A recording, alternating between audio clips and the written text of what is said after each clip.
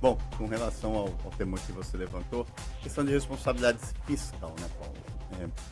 Eu acho que é o grande calcanhar de Aquiles do governo Lula, essa questão da responsabilidade.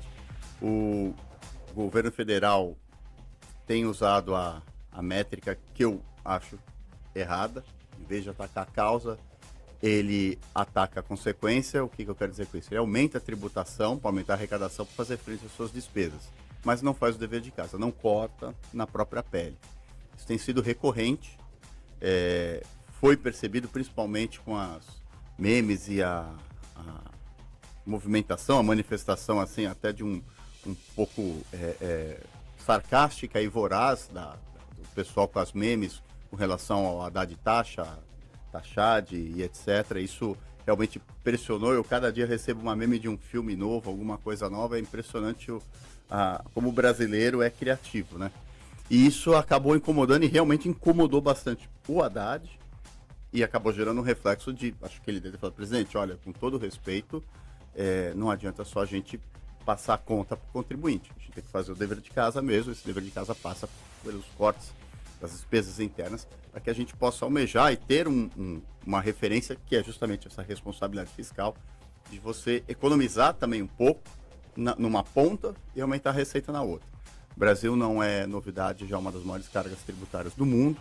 Nós trabalhamos 137 dias para pagar tributos. Se você tem a contrapartida, que é segurança, educação, saúde, estabilidade, cultura e etc., você pode até aceitar, você tolera e até paga com certo prazer. Agora, quando você não vê absolutamente nada disso na outra ponta, é difícil você querer justificar um aumento de imposto sem nenhum corte, sem nenhum gasto. Isso muitas vezes também não é uma situação que hoje, a gente analisando a história, não é um ponto fraco só do presidente Lula. Outros presidentes também incidiram nisso. É um país grande, de dimensões geográficas grandes, com um peso muito grande para controlar essa máquina, mas eu acho o Estado brasileiro muito intervencionista ainda, né?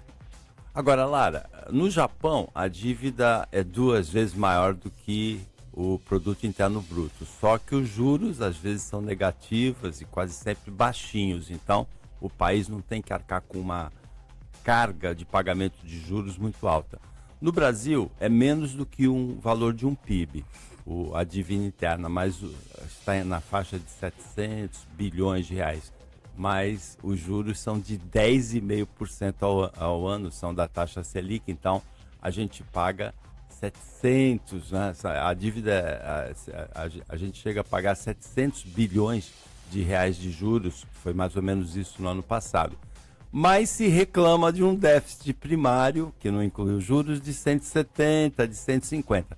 Tem um certo cinismo também nisso, né? Bom dia. Sim, bom dia, Paulo. Sem dúvida, você tem pontuado muito isso. Todas as vezes que nós falamos isso, é o que mata de fato o país e, na questão dos juros, é o que mata o dia a dia do brasileiro, né? Você não consegue ter uma previsibilidade, digamos, de consumo, a considerar que todo financiamento que você possa vir a fazer, seja para a compra de um imóvel, seja para a compra de um carro, enfim, você sempre tem que contar com essa taxa.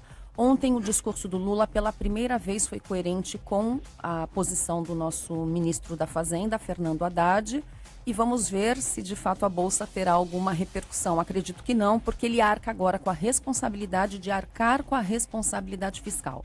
Mas é um discurso de político, né? Você verifica que ele fala acerca da responsabilidade, mas ele não fala do rombo de quase 70 bi, ele não fala necessariamente também da quebra, né, do orçamento, da manutenção de 15 bi, que é a proposta do Fernando Haddad. E outras questões que ele também não pontua, aliás, ele tem um discurso que ele pontua, por exemplo, o contingente da Amazônia, mas ele não fala do Pantanal, né? Ele pontua, ele insiste num discurso de democracia, mas ele também apoia Maduro. Então, é o Lula fazendo o seu papel e aí cabe a nós, brasileiros, estar atento a esse discurso e verificar quais são as repercussões no mercado. Paulo, até a Lara me lembrou. O Haddad, nas manifestações, quando ele propõe os cortes, ele consegue chegar num número, não o que é o ideal, 50, 70 bilhões, ele chega em 25, 30 e não consegue dizer de onde vai tirar. O que deve ser realmente, e eu não estou falando assim no sentido de que ele não sabe, mas não é. É que ele, como um ser político, ele tem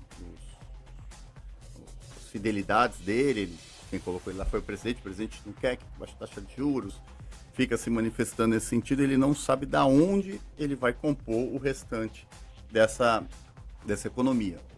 E o que me incomoda demais, e aí com o beneplácito e a benevolência do judiciário, é que quem comanda o Brasil são os bancos, as instituições financeiras, né? Impressionante, não é discurso retórico, não é fato. Falo como advogado, julgamentos todos no STF, literalmente favoráveis e, assim, saindo de uma conclusão. O resultado tem que ser esse, tem que ser favorável a fulano, a gente acha os premissas, acha fundamentos para justificar. E não há um sinal de melhora nas contas públicas enquanto houver uma situação como essa.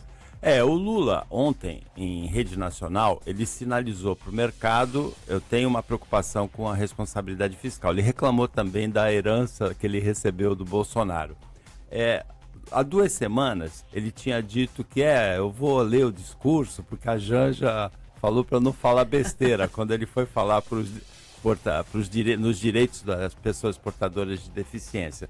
Então, dá para perceber que ele está preocupado em falar o que precisa falar, deixando um pouquinho a espontaneidade e a besteirada que ele vinha falando até agora. Então, vamos ver qual é a reação do mercado, como disse a Lara, como é que o dólar vai se comportar, como é que a Bolsa vai se comportar. O país agradece, né, Paulo? Depois dessa fala em rede nacional do presidente Lula. Eu nem reputo no primeiro governo Lula, que eu achei que ele se manifestava bem, mas dó dos brasileiros. Meio do segundo governo Lula, Dilma, Bolsonaro e Lula agora, para se manifestar em público, eles judiam do povo brasileiro, até a imagem do país. São péssimos, péssimos. O Temer é uma exceção, né? Mas uma exceção totalmente fora da curva. Não que seja favorável a ele, mas realmente se comporta como chefe de Estado, fala como chefe de Estado, pensa no que vai falar. O restante, olha... Mas atualmente isso não é só do Brasil, né? Isso acontece com o Trump, que foi presidente nos Estados Unidos, acontece com o Milei, que é o presidente na Argentina. E a Lara citou 7h14,